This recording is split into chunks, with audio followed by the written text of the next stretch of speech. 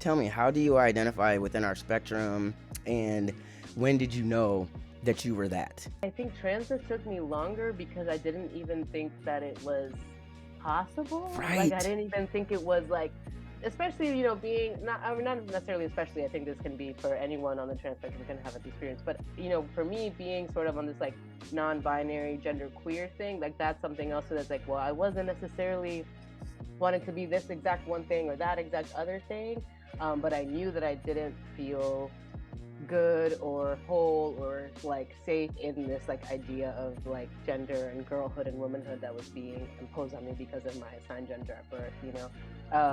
There's so many ways to be trans, and I'm someone who, for example, has like had top surgery but hasn't done T for a long amount of time. I like did it for a little while and all these exploring, right, these things.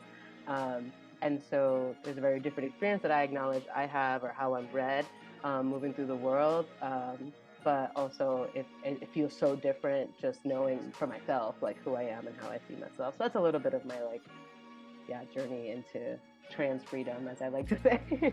Just incredible, though. I mean, it's like, we're all so different, but like just the similarities that and the crossover is incredible. I mean, you said it.